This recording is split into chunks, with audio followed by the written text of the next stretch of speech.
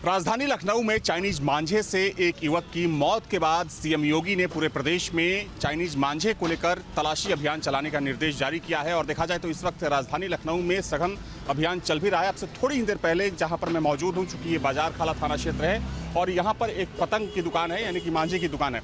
थोड़ी देर पहले पुलिस की टीम यहाँ पर पहुंची थी और जो दुकानदार हैं उनसे पूछताछ की गई। जो यहाँ पर मांझे रखे गए हैं उनकी चेकिंग की गई कि आखिर जो मांझे हैं वो किस तरह के मांझे हैं, क्योंकि देखा जाए तो इसी एरिया में कल शोएब नाम के एक युवक की गला कट गया था चाइनीज मांझे से, जिसके बाद शोएब की मौत हो गई थी। और देखा जाए तो ये हादसा इतना दर्दनाक था कि जिसके बाद खुद मुख्यमंत्री ने कहा कि अगर चाइनीज मांझे से किसी की मौत होती है तो हत्या का मुकदमा दर्ज होगा। जो दुकानदार हैं वो इस वक्त मेरे साथ मौजूद हैं, चूँकि पुलिस की टीम यहाँ पर पहुँची थी, इनसे भी पूछताछ हुई है। थोड़ा सा आप आगे आ जाइए।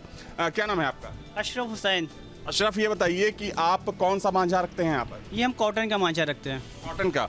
लेकिन इसी पुल के आगे, ब्रिज के आगे वो हादसा हुआ, तो माना जा रहा है कि इस क्षेत्र में चाइनीज मांझे की जो अवैध बिक्री है बहुत धड़ल्ले से हो रही है।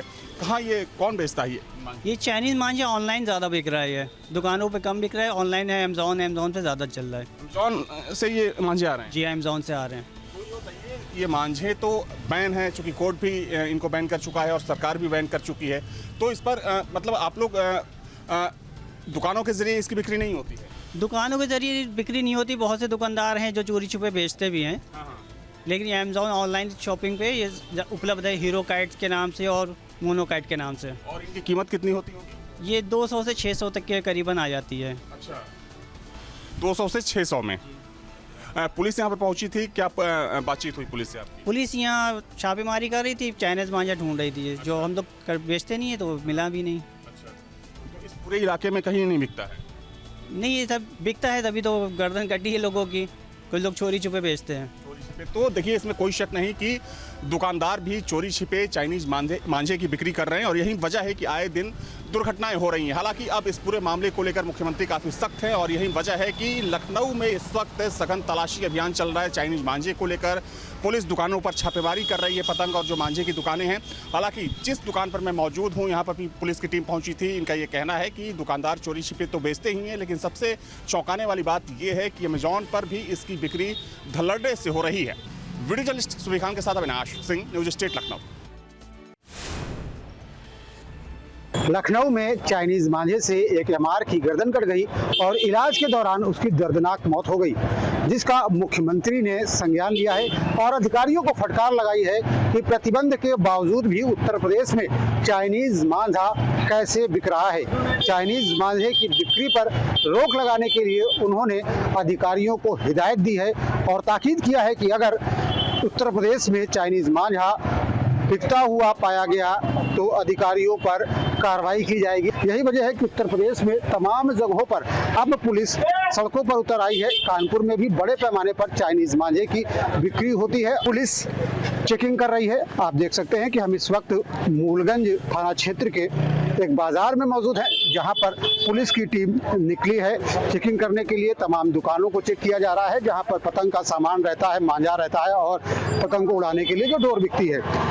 इसी तरीके की चेकिंग कानपुर में तमाम अन्य स्थानों पर भी की जा रही है। जगह जगह पर चेकिंग अभियान चलाया और कई जगहों पर देखने को ये भी मिला है, यहाँ मौजूद तमाम दुकानदारों ने अपनी दुकानों को भी बंद कर दिया। यही वजह है कि पुलिस ने तमाम दुकानों के शटर उठवा कर उन्हें खुलाया और उसके बाद ये देखने का प्रयास किया कि यहाँ पर चाइनीज मांझे की बिक्री तो नहीं की जा रही है। आप देख सकते हैं कि किस तरीके से पुलिस के अधिकारी लगातार चेक कर रहे हैं और ये देखने का प्रयास कर रहे हैं कि कहीं चाइनीज मांझे की बिक्री तो नहीं हो रही है। और आप देख सकते हैं कि किस तरीके से एसीपी खुद अपने हाथों से ये देख रहे हैं कि ये जो मांझा है इससे कहीं किसी की गर्दन तो नहीं कट सकती, कहीं ये चाइनीज मांझा तो नहीं है, कहीं ये खतरनाक मांझा तो नहीं है।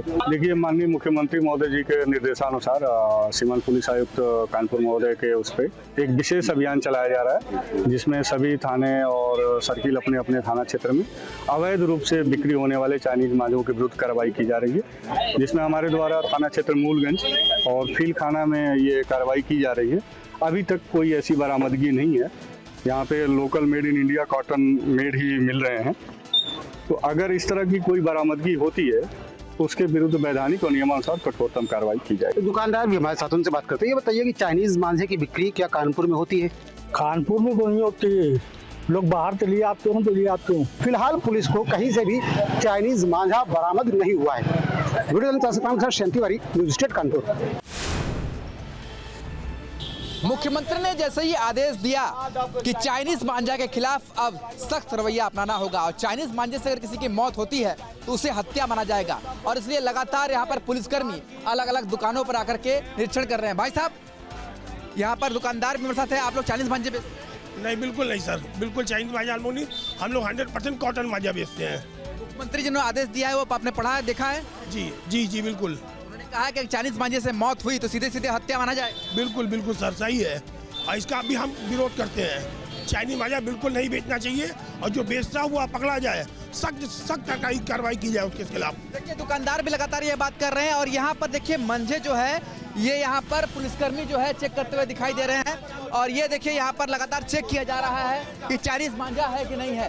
क्या लगता है आपको कि यहाँ पर इस तरह के अभी कोई पाया गया है चाइनीज मांझा? अभी तो नहीं मिला है, अभी नहीं मिला है। कहाँ चेकिंग कर रहे हैं? अभी हम लोग सारा जितनी दुकान है सबको चेक कर रहे हैं। यहाँ पर जो पुलिसकर्मी है वो लगातार चेकिंग कर रहे हैं। उनका कहना है कि ये अभी चाइनीज मांझे की चेकिंग हो रही है, पर अभी इस तरीके की जो मांझे हैं वो दिखाई दे रहे हैं। पुलिसकर्मी कह रहे हैं लगातार चेक हो रही है, पर अभी तक कहीं पर भी चाइनीज मांझा नहीं मिला है। दुकानदार भी कहते हैं मेरा आदेश पता है, इसलिए चाइनीज मांझे की बिक्री हम नहीं कर रहे हैं, पर कहीं ना कहीं चाइनीज मांझा बिक जरूर रहा है, तभी लगातार हादसे हो रहे हैं। और अब जो हादसों के बाद सरकार ने साफ कर दिया है, मुख्यमंत्री ने साफ कर दिया है, मुख्यमंत्री योगी आदित्यनाथ जी ने, कि कोई भी अगर मौत होती है तो सीधे सीधे उसे हत्या माना जाएगा। इसलिए वाराणसी की सड़क पर उतरकर लगातार पुलिसकर्मी चेकिंग करते हुए दिखाई दे रहे हैं। वीडियो जर्नलिस्ट शिवम मिश्रा के साथ सुशांत मुखर्जी, न्यूज स्टेट वाराणसी। सोनाहा थाना क्षेत्र से एक सनसनीखेज मामला सामने आया है। आपको बता दें, जिस गांव का पूरा मामला है, हम उसी गांव में ग्राउंड जीरो पर मौजूद हैं। आपको बता दें, यहीं की 3 छात्राएं जो विद्यालय जाने के लिए निकलती हैं और वह संदिग्ध परिस्थितियों में लापता हो जाती हैं। आपको बता दें कि देर शाम तक जब घर वापस नहीं आई तो जो परिजन हैं उनके द्वारा संदेह व्यक्त करते हुए जगह जगह उनकी तलाश की गई, और जब काफ़ी शाम तक वो खोजबीन के बाद नहीं मिली तो इसकी जानकारी पुलिस को दी गई। आपको बता दें, जैसे ही पुलिस को इसकी जानकारी हुई, देर शाम जो क्षेत्राधिकारी उधौली हैं उनके द्वारा गांव में आकर परिवार से मिला गया और उसकी जानकारी ली गई। परिवार के तहरीर के आधार पर गुमशुदगी दर्ज कर पुलिस जांच शुरू कर दी। आपको बता दें, बताया जा रहा जो बच्चियां हैं वह कहीं ना कहीं जो सूचनाएं मिल रही वह इस प्रदेश से बाहर जा चुकी हैं। और आपको यह भी बता दें, जो चर्चाएं हैं गाँव में, चर्चा यह भी है कि कहीं ना कहीं लव जिहाद का मामला हो सकता है, चूंकि जो गाँव में रहने जो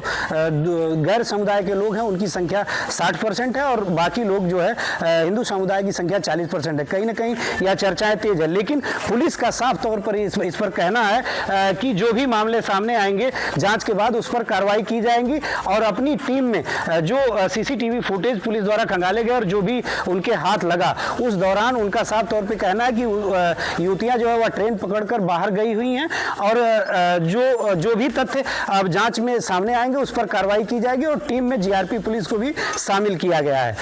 न्यूज स्टेट के लिए शैलेंद्र कुमार, बस्ती। इलाहाबाद हाईकोर्ट के लखनऊ खंडपीठ की बेंच में एक मामला चल रहा है। रिट में ये पूछा गया था कि आखिरकार उत्तर प्रदेश में कितने ऐसे बच्चे हैं जो लापता हैं। ये एक चिन्हट के मामले में रिट की सुनवाई हो रही थी। कोर्ट ने इस पूरे विषय का स्वतः संज्ञान लिया और उत्तर प्रदेश सरकार से पूरी जानकारी मांगी गई, और जो जानकारी आई है वो चौंकाने वाली है। अगर बात किया जाए तो उत्तर प्रदेश में पिछले कुछ सालों में लगभग 1 लाख से ज़्यादा बच्चे लापता हैं, और जितने बच्चों को खोजा गया है उनकी संख्या 9000 के आसपास है। इतनी बड़ी संख्या जो कि लापता की है, और मिलने वाले बच्चों की संख्या कहीं कम है। और ये आंकड़े दिखाते हैं कि किस तरीके से उत्तर प्रदेश में बच्चों के खोने की घटनाएं लगातार होती रही हैं, और पुलिस कहीं ना कहीं नाकाम रही है, जिससे बच्चों के जो मिलने की संख्या है वो लगभग 9000 से कुछ ज़्यादा है।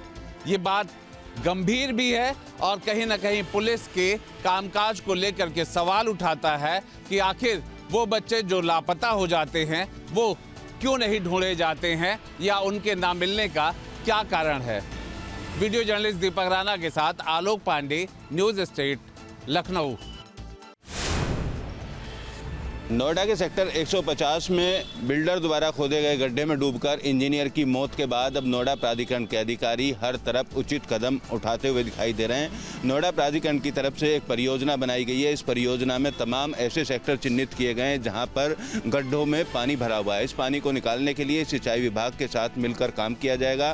सिंचाई विभाग की जो टीमें हैं वो पानी निकालने का काम करेंगी, जबकि उसमें आने वाला जो खर्चा है वो नोएडा प्राधिकरण देगा। तकरीबन 27 करोड़ के आसपास खर्च करने के बाद ऐसे तमाम डेथ पॉइंट जहां पर लोग डूब सकते हैं या लोगों की जान जा सकती है, उन तमाम जगहों से पानी निकाला जाएगा। वहीं सेक्टर 150 की बात की जाए तो जिस गड्ढे में डूबकर युवराज की मौत हुई थी, उस गड्ढे से पानी निकालने को लेकर भी प्राधिकरण ने कवायद तेज कर दी है। सिंचाई विभाग के अधिकारियों से भी बातचीत की गई है, क्योंकि इस पूरे मामले का संज्ञान एनजीटी ने भी स्वतः संज्ञान लिया था और अगली सुनवाई अप्रैल में यानी 10 अप्रैल को होगी। तो उससे पहले तमाम ऐसे इलाकों को साफ सुथ नोएडा प्राधिकरण करना चाहता है जहां पर जल भराव की वजह से स्थानीय लोगों को समस्या है या किसी तरीके का नुकसान आम लोगों को पहुंच सकता हो। वीडियो जर्नलिस्ट विकास झा के साथ अमित चौधरी, न्यूज़ स्टेट, नोएडा। नोएडा में स्वास्थ्य विभाग की कार्यशैली पर सवाल खड़े हुए हैं। सवाल पोस्टमार्टम हाउस पर एक व्यक्ति का पोस्टमार्टम होने के बाद उसकी खुली बॉडी परिजनों को सौंपने का आरोप लगाया। वायरल वीडियो में सीधे तौर पर कहा जा रहा है कि पोस्टमार्टम हाउस में तैनात जो कर्मचारी हैं उनके द्वारा पैसे की मांग की गई और पैसे ना देने पर बिना कपड़े में सिले हुए बॉडी को सौंप दिया गया। उस बॉडी का वीडियो सोशल मीडिया पर वायरल होने के बाद तमाम तरीके के सवाल उठाए जा रहे हैं। इस पूरे मामले में स्वास्थ्य विभाग यानी सीएमओ की माने तो उनकी तरफ से एक जाँच कमेटी का गठन किया गया। 3 डॉक्टरों की जांच कमेटी बनाई गई है जो वायरल वीडियो के मामले की जांच कर रही है और जांच करने के बाद कार्रवाई करने की बात की जा रही है। लेकिन अमानवीय तस्वीर जो सामने आई, एक डेड बॉडी जमीन पर रखी हुई है और जमीन पर रखे रहने के दौरान बिना उसको कपड़े में नहीं सिला गया। इस चीज़ को लेकर सोशल मीडिया पर तमाम तरीके के सवाल खड़े किए जा रहे हैं। नोएडा का पोस्टमार्टम हाउस पहले भी कई बार सवालों में आ चुका है। फिलहाल इस पूरे मामले को लेकर अब किस तरीके की कार्रवाई होगी ये फिलहाल देखना होगा। स्क्रैप माफिया रवि काना को बांदा जेल से जल्दबाजी में सांठगांठ करके रिहा करने के मामले में अब बड़ी कार्रवाई देखी गई है। सबसे पहले जब इस मामले का खुलासा हुआ तो जेलर विक्रम सिंह यादव को सस्पेंड किया गया और डीआईजी रेंज प्रयागराज जो जेल हैं उनको इस पूरे मामले की जांच दी गई थी। जांच रिपोर्ट की माने तो सूत्रों के हवाले से जेल अधीक्षक और डिप्टी जेलर की भूमिका भी संदिग्ध पाई गई। इस पूरे मामले में 9 लोगों के खिलाफ एक FIR भी दर्ज कराई गई है। फिलहाल संदिग्ध पाए जाने पर जेल अधीक्षक अनिल कुमार गौतम और डिप्टी जेलर को दोनों को सस्पेंड कर दिया है। पहले एक जो जेलर हैं उनको सस्पेंड किया गया था। कुल मिलाकर अब तक 3 बड़े अधिकारियों पर गाज गिर चुकी है और पूरे मामले को लेकर जांच की जा रही है। जेल के अंदर के CCTV कैमरों को भी चेक किया जा रहा है ताकि जेल के अंदर जो VVIP कैदी हैं उनको किस तरीके का ट्रीटमेंट दिया जाता है, इस बात की जाँच हो सके। एक बड़े नेटवर्क की कमर तोड़ते हुए गौतम बुद्ध नगर पुलिस कमिश्नर ने स्क्रैप माफिया पर बड़ी कार्रवाई की थी। 200 करोड़ के आसपास की संपत्ति कुर्क करने के साथ साथ कई आरोपियों को गिरफ्तार किया। गैंगस्टर एक्ट के तहत कार्रवाई हुई और 20 से अधिक आपराधिक मुकदमे जिस अपराधी पर दर्ज थे उसको जल्दबाजी में छोड़ने का आरोप बांदा जेल प्रशासन पर लगा हुआ था। पूरे मामले को लेकर अब FIR भी दर्ज हो चुकी है। 3 अधिकारियों पर गाज गिर चुकी है। इसके बाद जेल में अन्य जो कर्मी हैं उनकी भूमिका को लेकर भी जांच की जा रही है। फिलहाल इस कार्रवाई को एक बड़ी कार्रवाई के तौर पर देखा जा रहा है। दूसरी तरफ जेल से रिहा होने के बाद फरार माफिया रवि काना कहां छिपा है उसको लेकर भी पुलिस की कई टीमें लगातार दबिश दे रही हैं और नेपाल में छिपे होने की जानकारी भी सूत्रों के हवाले से सामने आई है। फिलहाल जल्द ही रवि काना को गिरफ्तार किया जाएगा, इस तरीके का आश्वासन पुलिस के अधिकारियों की तरफ से दिया जा रहा है। वीडियो जर्नलिस्ट विकास झा के साथ अमित चौधरी, न्यूज़ स्टेट, नोएडा। संभल जनपद के चंदोसी में लगातार जीएसटी विभाग की कार्रवाई से नाराज होकर व्यापारियों ने धरना शुरू कर दिया है। बाजार बंद करने के बाद सभी व्यापारी घास मंडी में एकत्र हुए और वहां पर शंखनाद के बाद धरने की शुरुआत की गई। इस धरने को सफल बनाने के लिए राज्य मंत्री गुलाब देवी की बेटी सुगंधा सिंह ने भी व्यापारियों का समर्थन किया है। व्यापारियों का कहना है कि जीएसटी विभाग की लगातार कार्रवाई कर व्यवसाय में व्यवधान उत्पन्न कर रही है। धंधा मंदा होने के साथ साथ जीएसटी विभाग की कार्रवाई के चलते जो ग्राहक दुकान पर आते हैं वो कार्रवाई को देखते हुए वापस लौट जाते हैं, जिससे नुकसान की संभावना जो है कहीं ना कहीं बढ़ रही है।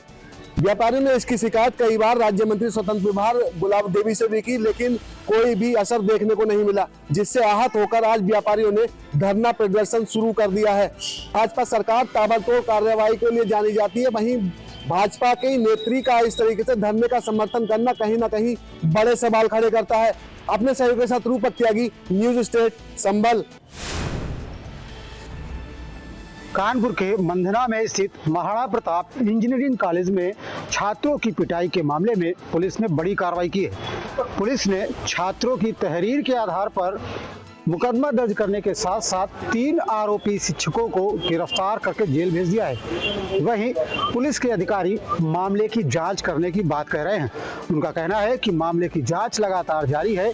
अन्य शिक्षकों को अगर दोषी पाया जाएगा तो उनके खिलाफ भी कठोर से कठोर कार्रवाई की जाएगी। आपको बता दें कि कल महाराणा प्रताप इंजीनियरिंग कॉलेज में छात्रों ने जमकर बवाल किया था। दरअसल कुछ छात्रों को शिक्षकों ने इसलिए पीट दिया था कि वे कॉलेज देर से पहुंचे थे। इस दौरान कुछ छात्र गंभीर रूप से घायल हो गए थे, जिसके बाद इंजीनियरिंग कॉलेज परिसर में जमकर हंगामा हुआ और बाद में पुलिस ने मौके पर पहुंच करके हालात को सामान्य किया और अब पुलिस ने मामले में बड़ी कार्रवाई की है। News state Kanpur. कौशाम्बी में भी बीते 2 फरवरी को हुई गणेश की हत्या की गुत्थी कौशाम्बी पुलिस ने सुलझा दी है। बात करें तो 2 फरवरी को सैनी थाना इलाके के कानेमई के रहने वाले गणेश की हत्या गांव के ही आकाश ने कर दिया है। ये पूरा मामला सैनी थाना क्षेत्र के कानेमई गांव का है, जहां पर बीते 4 महीने पहले आकाश गणेश की बेटी को भगा ले जाता है और प्रेम प्रसंग के चलते उसको बाहर लेके चला जाता है। जब उसका घर वाले विरोध करते हैं तब जाकर वो आने के लिए तैयार नहीं होती। उसके बाद मामला पुलिस दर्ज करने के बाद तब जाकर के लड़की को कौशाम्बी पुलिस बरामद करती है। उसके बाद आरोपी आकाश के खिलाफ मामला दर्ज कर लिया जाता है। इस पूरे मामले पर आकाश लगातार गणेश और उसके परिवारजनों पर लगातार इस बात का दबाव लगाता है कि वो उस पूरे मामले में सुलह कर ले, नहीं तो उसे जान से हाथ धोना पड़ेगा। बीते 2 फरवरी को आकाश गणेश के घर जाता है और उसकी कुल्हाड़ियों से निशंस तरीके से हत्या कर दी जाती है। जब इस पूरे मामले पर कौशाम्बी पुलिस चौकन्ना होती है और इलाकाई के तमाम सीसी फुटेज और साइबर मदद से आकाश तक कौशाम्बी पुलिस पहुंच जाती है और उसे गिरफ्तार कर सलाखों के पीछे भेज दी जाती है। कौशाम्बी से नरेंद्र सिंह, न्यूज़ स्टेट, उत्तर प्रदेश। संभल जनपद में एक प्रेमी युगल धर्म और जात पात की सीमाओं को लांघकर विवाह बंधन में बंध गया। मामला हजरत नगर गढ़ी थाना क्षेत्र के नवाड़ा गांव से जुड़ा है। यहां रहने वाली एक विशेष समुदाय की युवती हिंदू युवक से प्यार करती थी। बीती 26 जनवरी को युवती हिंदू युवक के घर पहुंची और शादी करने की जिद पर अड़ गई, जिसके बाद युवती के परिजनों द्वारा थाना पर शिकायत दर्ज कराई गई। पुलिस ने मामले का संज्ञान लेते हुए दोनों को हिरासत में लिया और न्यायालय के समक्ष पेश किया, जहां पर न्यायालय ने दोनों को बालिग मानते हुए एक साथ रहने की अनुमति दे दी है। वहीं परिजनों का कहना है कि युवती ने हिंदू धर्म अपना लिया है और उसने अपना नाम रूही रखा है। अब इन दोनों के 7 फेरे दिलाने की तैयारी भी की जा रही है। वहीं पुलिस अधिकारियों का कहना है कि मामला संज्ञान में आने के बाद प्रार्थना पत्र की जांच कराई गई और दोनों को हिरासत में लेकर माननीय न्यायालय के समक्ष पेश किया गया, जहां से न्यायालय ने दोनों को एक साथ रहने की अनुमति दे दी है। मामला 2 समुदाय से जुड़ा होने के कारण गांव में कहीं न कहीं तनाव की स्थिति पैदा न हो, इसलिए पुलिस द्वारा लगातार वहां पर गश्त भी की जा रही है। अपने सहयोगियों के साथ रूपक त्यागी, न्यूज़ स्टेट, संभल। मनोज वाजपेयी की आने वाली फिल्म घूसखोर पंडित को लेकर के लोगों में खासी नाराजगी है। हम इस वक्त मौजूद हैं प्रयागराज के संगम तट पर और हमारे साथ कुछ तीर्थ पुरोहित समाज के लोग यहाँ पर मौजूद हैं, तो उनसे बात करेंगे और उनसे समझेंगे कि आखिर वो इस फिल्म को लेकर के क्या सोचते हैं। पंडित जी ये बताएं, अब फिल्म आ रही है, उसका नाम है घूसखोर पंडित और उसमें मनोज वाजपेयी जो हैं वो उसके प्रमुख हीरो हैं, किरदार हैं, तो क्या कहेंगे इस फिल्म को लेकर? इस फिल्म को लेकर मैं उसकी निंदा करता हूँ तीर्थराज प्रयाग के तीर्थ पुरोहित समाज की ओर से कि घूसखोर पंडित कैसा ये लिख रहे हैं। फिल्म का टाइटल जो है घूसखोर पंडित, उसको लेकर के ही नाराजगी है लोगों में। इस तरह का जो संदेश ये एक भारत देश के सनातन धर्म में दे रहे हैं, ये सनातन धर्म का बहुत ही कष्टदायी और निंदा का कार्य है, क्योंकि सनातन धर्म ब्राह्मण, क्षत्रिय, वैश्य और शूद्र ये 4 समाज से ही चलता है।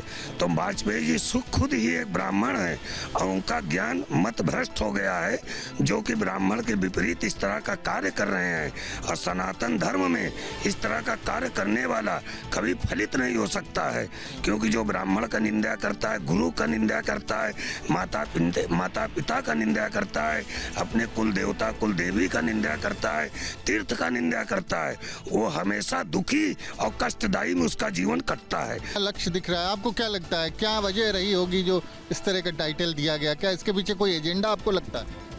इसमें मात्र केवल धन लाभ की इच्छा से नए शब्द का उपयोग करके ऐसा समाज में जो प्रस्तुतिकरण कर रहे हैं, ये मेरी समझ में बिल्कुल गलत है। मैं पहले ही बोल चुका हूँ कि ऐसे शब्दों का उपयोग नहीं करना चाहिए। तो समाज में गलत संदेश देने का प्रयास है और सिर्फ पैसे के लिए, आमदनी के लिए, धन के लाभ के लिए इस तरह से जो टाइटल दिया गया है फिल्म का घूसखोर पंडित, उसको गलत मानते हैं प्रयागराज के तीर्थ पुरोहित समाज के लोग। उनका कहना है कि मनोज वाजपेयी को खुद इस तरह की फिल्मों से दूरी बनानी चाहिए और इस तरह की जो फिल्में होती हैं उस समाज में कहीं ना कहीं विघटन का कारण बनती है। प्रयागराज से वीडियो जर्नलिस्ट विजेंद्र कुमार के साथ मानवेंद्र प्रताप सिंह, न्यूज़ स्टेट, उत्तर प्रदेश।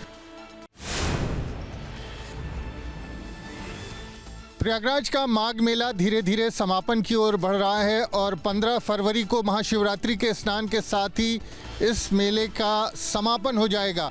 लेकिन उसके पहले तमाम कल्पवासी, साधु संत, तमाम मठाधीश जो यहाँ पर महीने भर रह करके यहाँ पर कल्पवास करके अपने अपने घरों को, अपने अपने ठिकानों और शिविरों को वापस लौटते हैं, तो लौटते समय माँ गंगा का अभिषेक करते हैं, उनको चुनरी चढ़ाते हैं, उनकी पूजा होती है, भोग प्रसाद लगाते हैं। और इस तरह से आप देखें तस्वीर, तो तमाम लोग गंगा के ऊपर पुष्पमाला एक छोर से लेकर दूसरे छोर तक कई कह सकते हैं कई सौ फीट लंबी जो मालाएं होती हैं वो इस तरह से यहाँ पर आप देखें तो जो पांटून ब्रिजेस बने रहते हैं उस पर इस तरह से चढ़ाते हैं।